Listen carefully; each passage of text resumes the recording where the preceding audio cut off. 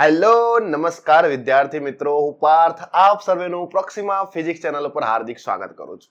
તો મિત્રો, આજનું લેક્ચર ખૂબ જ ઇમ્પોર્ટન્ટ બોર્ડ એક્ઝામ માટે, ચેપ્ટર નંબર 2 લેક્ચર નંબર 6 સમસ્થિતિમાન પૃષ્ઠ. તો આ સમસ્થિતિમાન પૃષ્ઠ સમજવા બહુ જ અગત્યના છે અને આ ટોપિક સમજાશે તો આપણા માટે આના રિલેટેડ એમસીક્યુ બહુ જ ઈઝી થઈ જવાના છે. ઓકે મિત્રો, તો ફટાફટ પેપર પેન ઓપન કરી લઈએ અને વન બાય વન મુદ્દો સમજવાનો ટ્રાય કરીએ કે આ સમસ્થિતિમાન પૃષ્ઠ શું છે. અને બીજી વસ્તુ કે બોર્ડ એક્ઝામ માટે ખૂબ જ આઈએમપી છે. ઓકે મિત્રો, તો શરૂઆત કરીએ આજના લેક્ચર નંબર 6 ની.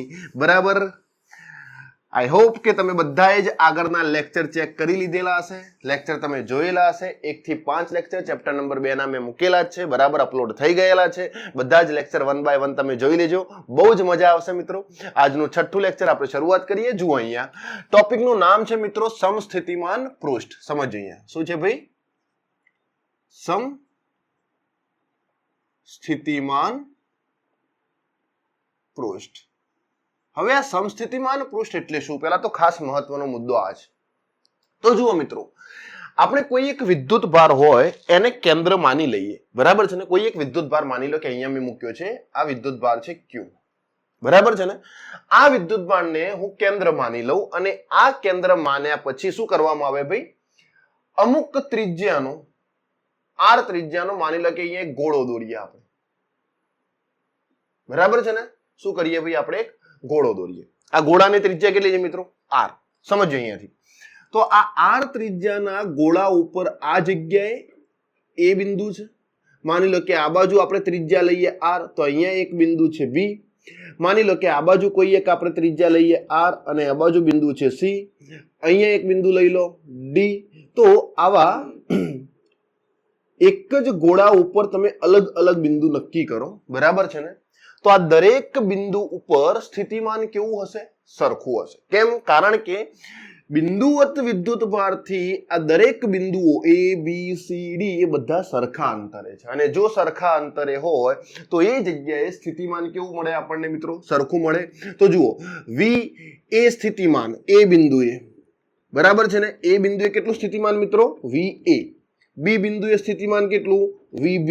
C બિંદુનું સ્થિતિમાન કેટલું, VC. અને D બિંદુનું સ્થિતિમાન કેટલું, VD. આ બધા જ સ્થિતિમાન એક સરખા હોય અને કેટલા મૂલ્યના હશે ભાઈ, KQ ડિવાઇડેડ બાય R, બરાબર છે. સ્થિતિમાનનું સૂત્ર છે KQ બાય R. અંતર R છે બધા જ માટે અને આ R અંતર આ પૃષ્ઠ માટે કોન્સ્ટન્ટ છે, બરાબર છે. એટલા માટે આ દરેક બિંદુઓએ સ્થિતિમાન કેવું મળશે આપણને, એક સમાન મળે છે. તો આની વ્યાખ્યા આપણે લખવી હોય તો લખી શકાય મિત્રો. શું લખાય કે જે પૃષ્ઠ પરના બધા બિંદુઓએ સ્થિતિમાન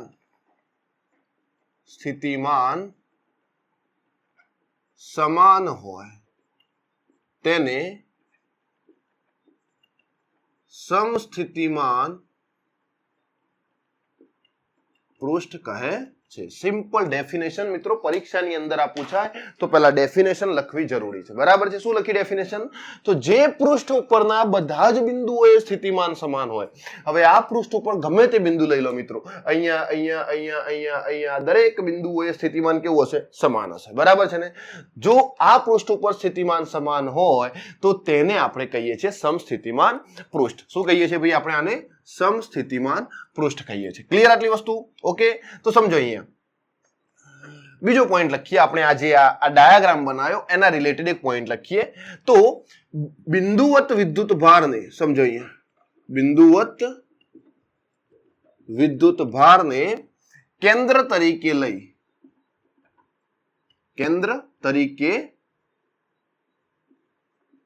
લઈ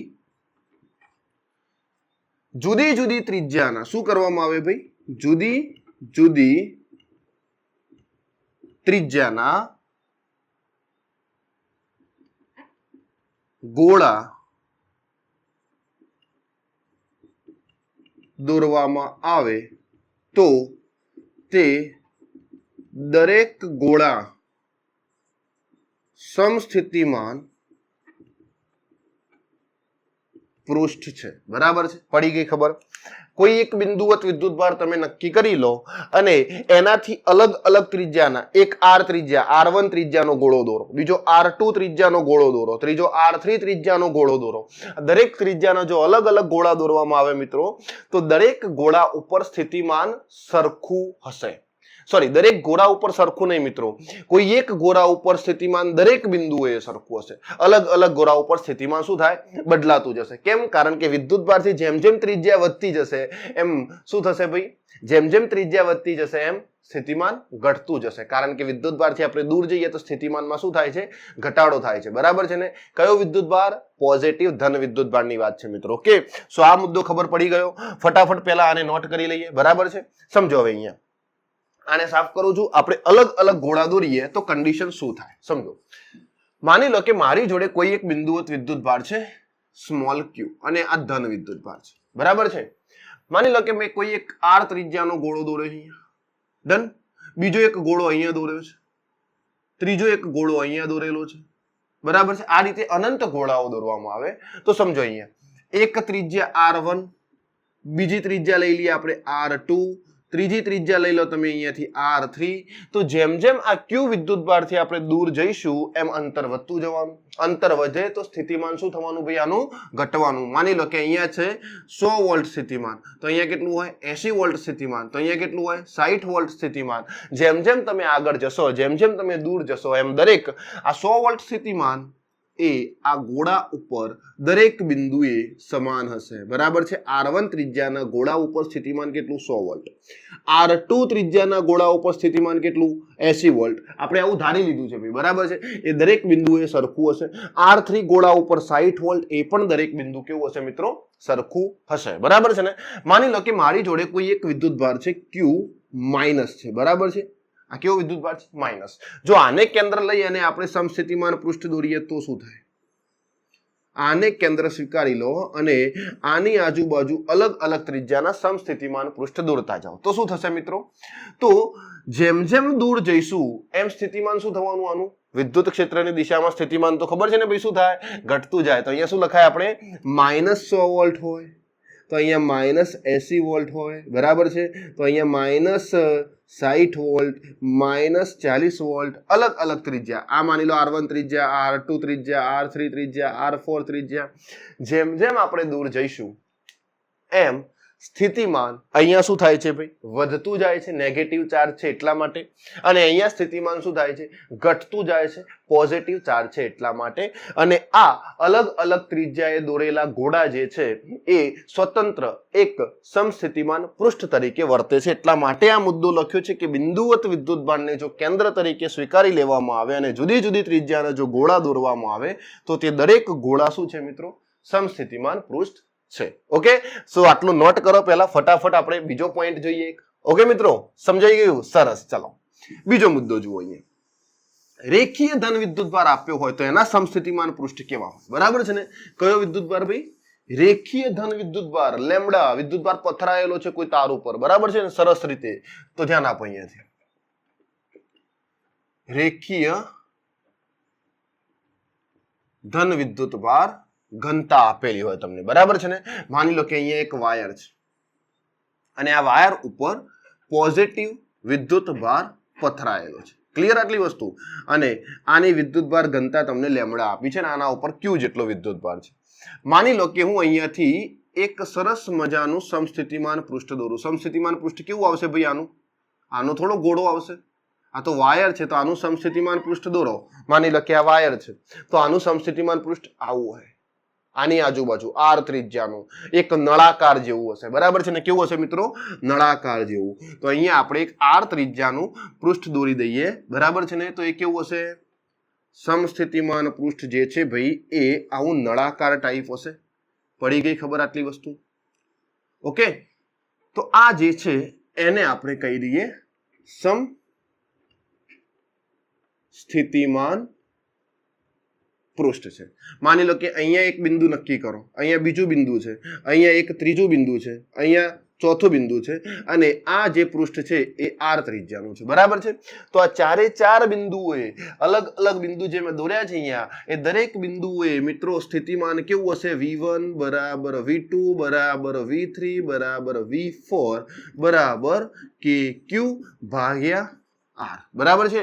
q એટલે અહીંયા પથરાયેલો વિદ્યુત ભાર, જે વિદ્યુત ભાર ઘનતાના સ્વરૂપે પણ આપણે લખી શકીએ છીએ. તો સમસ્થિતિમાન પૃષ્ઠ ઉપર દરેક બિંદુએ સ્થિતિમાન કેવું હશે ભાઈ? સરખું હશે. આ પોઈન્ટ આપણને ખબર પડી ગયો, બરાબર છે ને. તો અહીંયા જુઓ શું કર્યું ભાઈ આપણે? રેખીય વિદ્યુત ભારને જો અક્ષ તરીકે સ્વીકારી લેવામાં આવે, બરાબર છે ને, રેખીય વિદ્યુત ભારને અક્ષ તરીકે સ્વીકારી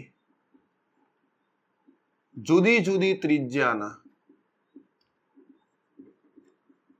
નળાકાર દોરવામાં આવે તો તે શું છે ભાઈ? એ સમસ્થિતિમાન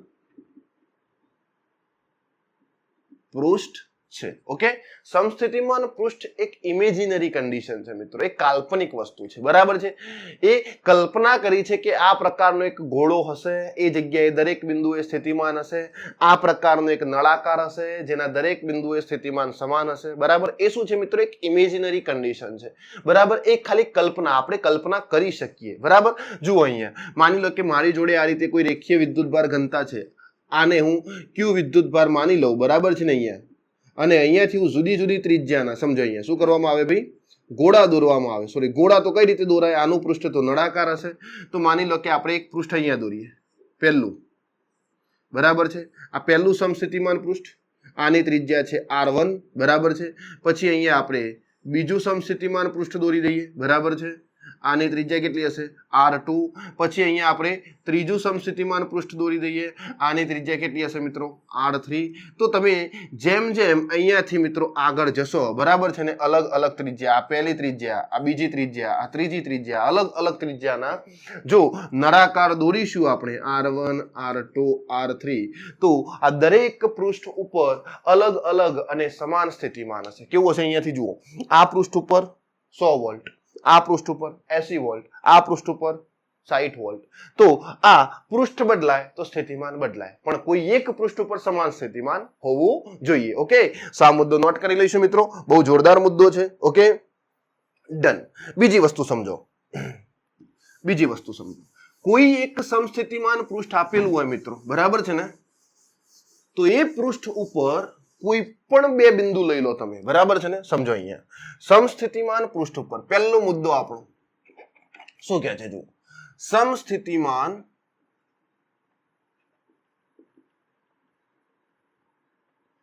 પૃષ્ઠ પર કોઈ બે બિંદુ વચ્ચેનો વિદ્યુત સ્થિતિમાનનો તફાવત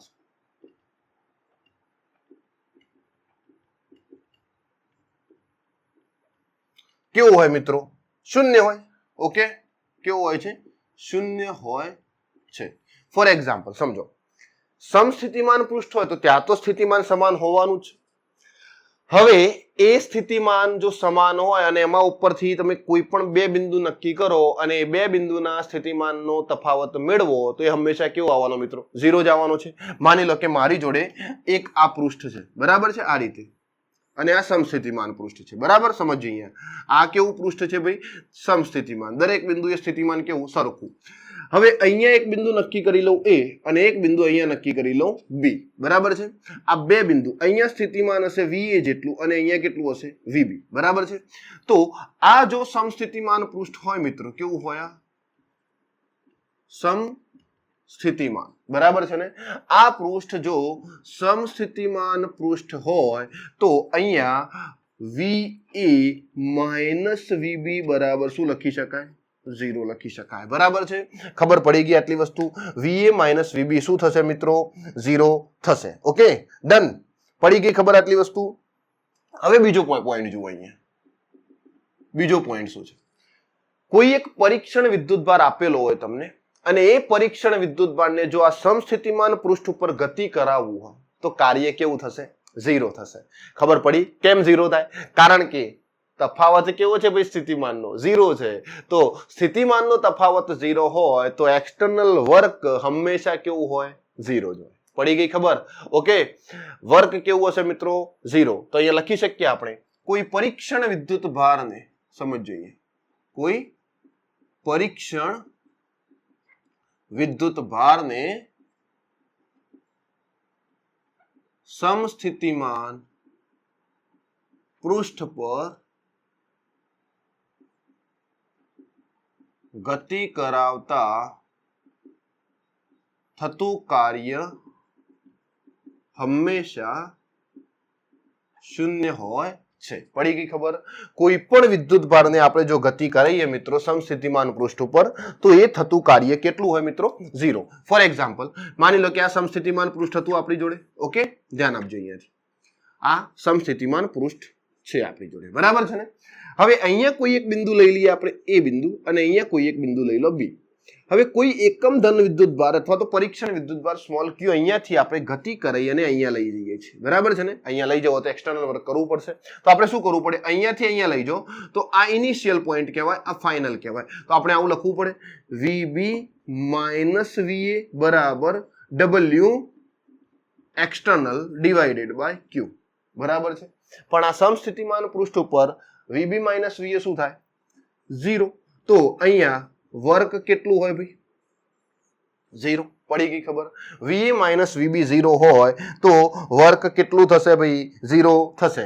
એનો મતલબ સીધો એવો છે ભાઈ કે W ઇલેક્ટ્રિક ફિલ્ડ વડે થતું કાર્ય, બરાબર છે, બરાબર માઇનસ W એક્સટર્નલ એજન્ટ વડે થતું કાર્ય હંમેશા કેવું હશે ભાઈ? 0. કેવું હશે ભાઈ? 0 હશે. પડી ગઈ ખબર આટલી વસ્તુ? આ બંને કાર્ય સ્થિતિમાનનો તફાવત 0 હોવાના કારણે વર્ક હંમેશા કેવું હોય? 0. કોઈ કન્ડિશનમાં ફેરફાર થશે નહીં. સમસ્થિતિમાન પૃષ્ઠ ઉપર જો કોઈ પરીક્ષણ વિદ્યુત ભારને ગતિ કરાવવું હોય તો એના માટે કાર્ય કેવું છે? 0 છે. તમે ગમે ત્યાંથી ગમે ત્યાં લઈ જાઓ, બરાબર છે ને? પણ સમસ્થિતિમાન પૃષ્ઠ હોય એના એ જ પૃષ્ઠ ઉપર પાછા આવવાનું હોય તો કાર્ય કેવું? 0. ઓકે, સો ફટાફટ આપણે પોઈન્ટ નોટ કરી લઈશું. Okay, done done done. ચાલો સમજો. હવે અહીંયા નવો મુદ્દો સમજો, 3જા નંબરનો. શું છે ભાઈ? બરાબર છે ને? આ મહત્વના મુદ્દા એટલા માટે મહત્વના છે કે ઘણા બધા MCQ છે ને મિત્રો, આ જ પોઈન્ટ થી બધા ઈઝી થઈ જશે. કઈ રીતે? આપણે નેક્સ્ટ MCQ જોઈશું ને ત્યારે તમને આઈડિયા આવી જશે, બરાબર છે? પણ આ લેક્ચરને બહુ સારી રીતે સમજી લેજો તો વધુ મજા આવશે, બરાબર છે ને? ચલો ત્રીજો પોઈન્ટ જુઓ. ત્રીજો પોઈન્ટ શું છે? ત્રીજો પોઈન્ટ એ છે ભાઈ કે વિદ્યુત ક્ષેત્ર E જે હોય, કોઈ પણ પરીક્ષણ વિદ્યુત ભાર હોય અથવા તો કોઈ એક Q વિદ્યુત ભાર આપ્યો છે, એકમ ધન વિદ્યુત ભાર, એનું વિદ્યુત ક્ષેત્ર એ હંમેશા સમસ્થિતિમાન પૃષ્ઠને લંબ હોય, બરાબર છે? ખાસ ધ્યાનમાં રાખવા જેવી બાબત. ઓકે, તો વિદ્યુત ક્ષેત્ર સદિશ E, બરાબર, ધ્યાન આપજો, અહીંયા ની દિશા એ સમસ્થિતિમાન પૃષ્ઠને લંબ હોય છે. કઈ રીતે? માની લો કે મેં અહીંયા એકમ ધન વિદ્યુત ભાર મૂક્યો છે, બરાબર છે ને? આ એકમ ધન વિદ્યુત ભાર, અહીંયા હું કોઈ પૃષ્ઠ દોરું, પણ એક વસ્તુ ખબર પડે ભાઈ કે આ ધન વિદ્યુત ભારનું વિદ્યુત ક્ષેત્ર કઈ બાજુ હોય? રેડિયલી આઉટવર્ડ હોય, ત્રિજ્યાવર્તી દિશામાં બહારની બાજુ હશે. આવી ખબર પડે આપણને. ત્રિજ્યાવર્તી દિશામાં કઈ બાજુ હોય મિત્રો? બહારની બાજુ. તો જુઓ અહીંયા આ પૃષ્ઠ ઉપર થી પસાર થતું વિદ્યુત ક્ષેત્ર ઇલેક્ટ્રિક ફિલ્ડ E એ કેટલા ડિગ્રીનો ખૂણો બનાવશે મિત્રો? 90 ડિગ્રી. અહીંયા હું કોઈ બીજું પૃષ્ઠ દોરું તો એ પણ દરેક જગ્યાએ કેટલા ડિગ્રીના ખૂણાથી પાસ થશે મિત્રો? 90 ડિગ્રી. અહીંયા કોઈ ત્રીજું પૃષ્ઠ દોરવામાં આવે, બરાબર છે ને? આ રીતે તો ત્રીજું પૃષ્ઠ અને એમાંથી પસાર થતું વિદ્યુત ક્ષેત્ર, બરાબર છે, જે એ પૃષ્ઠને લંબ હશે. આટલી ખબર પડી જાય આપણને. ઓકે, દરેક બિંદુ જે છે ભાઈ એ અહીંયા વિદ્યુત ક્ષેત્રની દિશાને કેવું હોય? હંમેશા લંબ હોય. અહીંયા તમે સમસ્થિતિમાન પૃષ્ઠ દોરો તો અહીંયાથી ઇલેક્ટ્રિક ફિલ્ડ પસાર થશે તો એ પૃષ્ઠને લંબ હશે. કઈ રીતે ખબર પડે ભાઈ? ડાયરેક્ટલી દેખાય છે કે જો અહીંયા આપણે સ્પર્શક દોરી દઈએ તો એ સ્પર્શકને કેવું દેખાય છે? આપણને લંબ દેખાય છે. પડી ગઈ ખબર આટલી વસ્તુ? ફોર એક્ઝામ્પલ જો ના ખબર પડે તો અહીંયા સમજો, આ રીતે તમને માની લો કે એક પૃષ્ઠ આપ્યું છે સમસ્થિતિમાન, બરાબર છે ને. અહીંયા એ થી બી બિંદુ આપણે કોઈ એક વિદ્યુતભારને સ્થાનાંતર કરાવીએ છીએ અને આ સ્થાનાંતર ડીઆર જેટલું ખૂબ સૂક્ષ્મ સ્થાનાંતર છે, બરાબર છે ને. કોઈ પરીક્ષણ વિદ્યુતભારને આપણે શું કરીએ છીએ, આટલું ડીઆર જેટલું સ્થાનાંતર કરાવીએ છીએ. હવે અહીંયા માની લો કે કોઈ વિદ્યુતભાર હોય તો એનો ઇલેક્ટ્રિક ફિલ્ડ કઈ બાજુ હશે, આ રીતે ઉપરની બાજુ હોય. ઓકે, પડી ગઈ ખબર આટલી વસ્તુ. ઓકે, ચાલો. તો અહીંયા આપણે આવું લખી શકીએ, ડીવી બરાબર માઇનસ ઈ ડોટ ડીઆર. આ તો ખબર છે ને, માઇનસ ઈ ડોટ ડીઆર. પણ ડીવી કેટલા હોય, સ્થિતિમાનનો તફાવત 0. કેટલો હશે ભાઈ, 0. તો આવું લખાય ઈ ડોટ ડી આર. આ ડોટ પ્રોડક્ટ ને દૂર કરો તો 0 બરાબર ઈ ડીઆર કોસ થીટા. હવે અહીંયા થીટા કેટલા મૂકું તો 0 થઈ જશે. થીટા કેટલા હોવા જોઈએ મિત્રો, 90 ડિગ્રી. કેટલા હોવા જોઈએ, 90 ડિગ્રી. એટલે ઈ અને ડીઆર વચ્ચે ખૂણો કેટલા ડિગ્રીનો બનશે મિત્રો, 90 ડિગ્રી. તો સમસ્થિતિમાન પૃષ્ઠ ઉપર હંમેશા જ્યારે ઇલેક્ટ્રિક ફિલ્ડ પસાર થશે એ પૃષ્ઠને કેવું હશે ભાઈ, લંબ હશે. કેવું હશે ભાઈ, પૃષ્ઠને લંબ હશે. ફોર એક્ઝામ્પલ માની લો કે મેં અહીંયા રેખીય વિદ્યુતભાર દોર્યો છે, બરાબર છે ને, આ રીતે.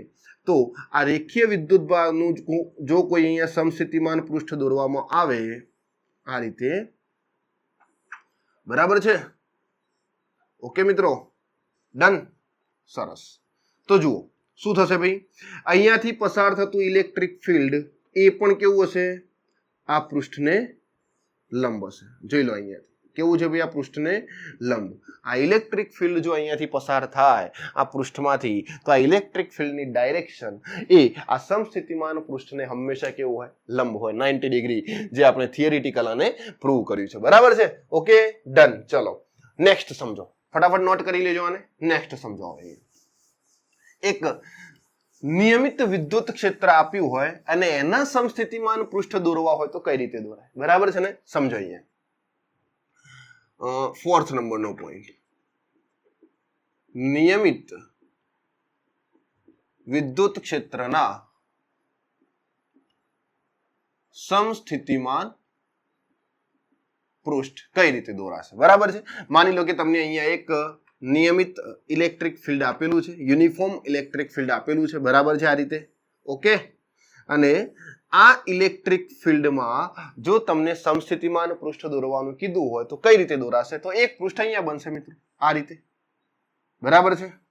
પડી ખબર, આ એક પૃષ્ઠ બની ગયું, આ રીતે આમાં પસાર કર્યું છે, આમ મૂકેલું છે, આ રીતે મૂકેલું છે. બીજું પૃષ્ઠ અહીંયા મૂકી દો, બરાબર છે. જેટલા પૃષ્ઠ દોરવા હોય એટલા દોરી શકાય. અહીંયા ઘણા બધા બિંદુઓ છે. ત્રીજું પૃષ્ઠ અહીંયા મૂકી દો, બરાબર છે. તો આ જે બધા પૃષ્ઠ છે ભાઈ, આ બધા જ પૃષ્ઠ સમસ્થિતિમાન પૃષ્ઠ કહેવાય, બરાબર છે.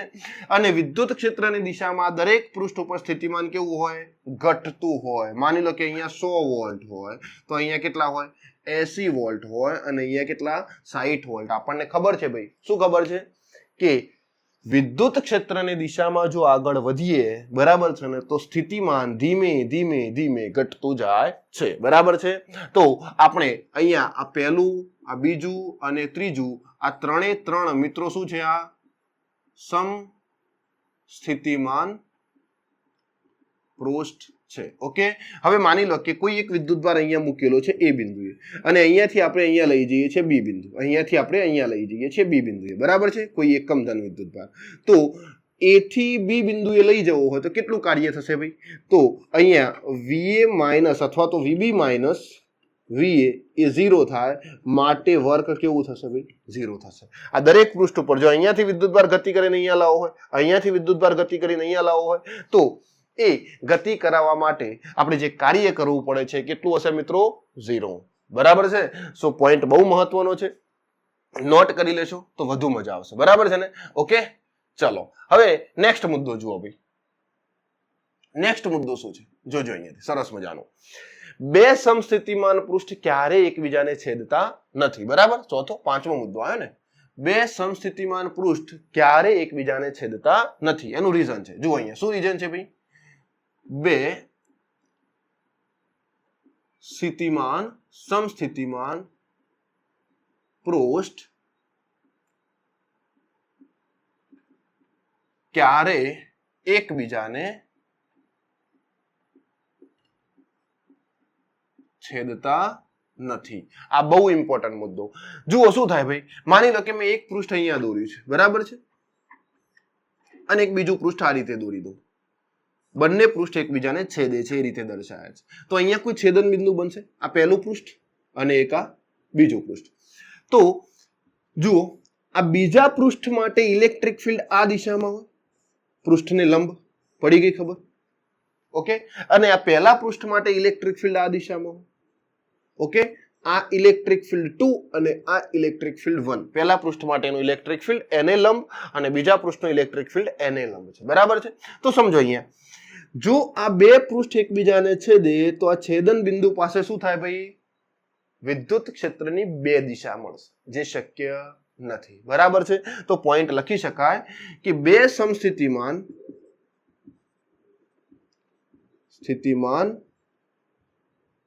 પૃષ્ઠ જો છેદે તો છેદન બિંદુ પાસે વિદ્યુત ક્ષેત્રની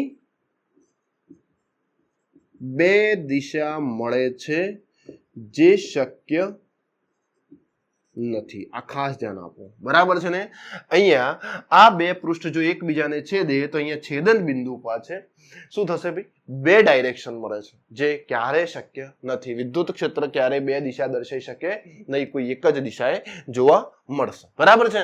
મસ્ત મુદ્દો સમજી. હવે આને ફટાફટ નોટ કરી લો. ઓકે, ચાલો. મુદ્દો એ છે મિત્રો કે પ્લસ માઇનસ નું વિદ્યુત ક્ષેત્ર ખબર પડી ગઈ. બીજી વસ્તુ, એના સમસ્થિતિમાન પૃષ્ઠ ખબર પડી ગયા. પણ સવાલ એ છે કે વિદ્યુત ડાયપોલ માટે સમસ્થિતિમાન પૃષ્ઠ કેવા હોય? બરાબર છે ને? ઓકે. કોના માટે ભાઈ? વિદ્યુત ડાયપોલ માટે સમસ્થિતિમાન પૃષ્ઠ દોરો. સરસ મુદ્દો છે. ચલો, વિદ્યુત ડાયપોલ. હવે ડાયપોલમાં તો શું હોય મિત્રો? એક પ્લસ વિદ્યુતભાર હોય, બીજો માઇનસ વિદ્યુતભાર. માની લો કે મેં પ્લસ વિદ્યુતભાર અહીંયા મૂક્યો છે, આ પ્લસ ક્યુ.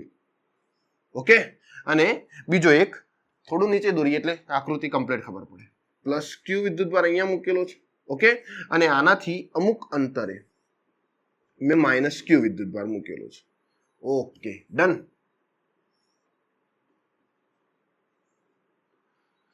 હવે ખબર છે ભાઈ કે આ બે વિદ્યુતભાર વચ્ચે કોઈ નિશ્ચિત અંતર હોય. આપણે આકૃતિ થોડી મોટી એટલા માટે બતાવી છે કે આપણે પૃષ્ઠ દોરવા છે, જે આપણને ખબર પડી જશે. હવે સમજો, અહીંયા આમાંથી વિદ્યુત ક્ષેત્ર નીકળીને માઇનસમાં જતું હશે, પ્લસમાંથી વિદ્યુત ક્ષેત્ર કઈ બાજુ જાય? માઇનસની અંદર. બરાબર છે? આ રીતે પડે ખબર આટલી? પ્લસમાંથી વિદ્યુત ક્ષેત્ર કઈ બાજુ હોય ભાઈ? માઇનસની અંદર દાખલ થશે. ઓકે, સમજાય આટલી વસ્તુ? આપણને આ વિદ્યુત ક્ષેત્ર તો ખબર જ છે ભાઈ બધાને કે વિદ્યુત ક્ષેત્ર એ પ્લસમાંથી નીકળે અને કઈ બાજુ દાખલ થશે? માઇનસની અંદર દાખલ થવાનું છે ડાયપોલ માટે. બરાબર? ડાયપોલ મોમેન્ટ કઈ બાજુ હોય? માઇનસ થી પ્લસ હશે. બરાબર છે? તો આ ઇલેક્ટ્રિક ફિલ્ડ આપણે અહીંયા દર્શાવી દીધું છે. હવે આના સમસ્થિતિમાન પૃષ્ઠ દોરવા હોય તો કઈ રીતે હોય? તો જુઓ, સમસ્થિતિમાન પૃષ્ઠ જે છે એ વિદ્યુત ક્ષેત્રને લંબ હોય, આવી ખબર પડે આપણને. તો પહેલું પૃષ્ઠ હું અહીંયા દોરી શકું લંબ હોય તો આ રીતે. જુઓ, અહીંયા લંબ, અહીંયા લંબ, અહીંયા લંબ, બધી જગ્યાએ લંબ થઈ જાય. ઓકે. સો પહેલું સમસ્થિતિમાન પૃષ્ઠ મળી ગયું. બીજું સમસ્થિતિમાન પૃષ્ઠ ક્યાં મળશે આપણને? તો બીજું સમસ્થિતિમાન પૃષ્ઠ આપણને મળશે અહીંયાથી મિત્રો આ રીતે. પડી ખબર? આનું પૃષ્ઠ આ રીતે હશે. જુઓ, દરેક બિંદુ અહીંયા લંબ હોવું જોઈએ, અહીંયા પણ લંબ હોવું જોઈએ, આ રીતે હોવું જોઈએ લંબ. વિદ્યુત ક્ષેત્રને લંબ હોવું જોઈએ પૃષ્ઠ ભાઈ. આટલી વસ્તુ ધ્યાનમાં રાખો તો તમે પૃષ્ઠ દોરી શકો. બરાબર છે? એક પૃષ્ઠ અહીંયા આવશે આ રીતે, બીજું પૃષ્ઠ અહીંયા દોરી શકાય. Okay, done. ત્રીજું પૃષ્ઠ અહીંયા દોરી શકાશે. બરાબર છે? નેક્સ્ટ પૃષ્ઠ અહીંયા દોરી શકાય. આ રીતે દરેક અલગ અલગ પૃષ્ઠ આપણે આ રીતે દોરી શકીએ. આના પડી ગઈ ખબર? અહીંયા પણ કન્ડિશન આવી જ બનશે. ઓકે, ના સમજાયું ભાઈ? તો આ જે બધા દોરવામાં આવ્યા છે ભાઈ, એ આ પ્લસ વિદ્યુતભાર માટેના પૃષ્ઠ થશે અને આ બધા માઇનસ વિદ્યુતભાર માટેના પૃષ્ઠ થશે. અને બંનેના સમન્વયથી આપણને વચ્ચે સમસ્થિતિમાન પૃષ્ઠ મળશે. આ બધા સમસ્થિતિમાન પૃષ્ઠો જ છે ભાઈ. બરાબર છે? પણ એક કન્ડિશનને ધ્યાનમાં રાખીને દોરેલા છે, ને કન્ડિશન એ છે કે વિદ્યુત ક્ષેત્રને કેવા હોવા જોઈએ મિત્રો? આ લંબ હોવા જોઈએ. ઓકે, સો ફટાફટ આનો સ્ક્રીનશોટ લઈ લેશો અથવા તો આને નોટ કરી લેશો. ઓકે મિત્રો, તો આજનો બહુ જ નાનકડો ટોપિક આપણે સોલ્વ કર્યો છે. બહુ મસ્ત ટોપિક છે, બોર્ડની પરીક્ષામાં પૂછાય તો દરેક મુદ્દા લખીને આવશું. ઓકે, મળીએ નેક્સ્ટ લેક્ચરની અંદર. જો ચેનલ ઉપર નવા હોય તો ચેનલને સબસ્ક્રાઇબ કરી લેશો અને આપણા દોસ્તો સાથે પણ શેર કરશો, જેથી એ લોકો આપણી ચેનલને જોઈને ભણી શકે. ઓકે મિત્રો, મળીશું નેક્સ્ટ લેક્ચરમાં. ત્યાં સુધી bye bye and thank you.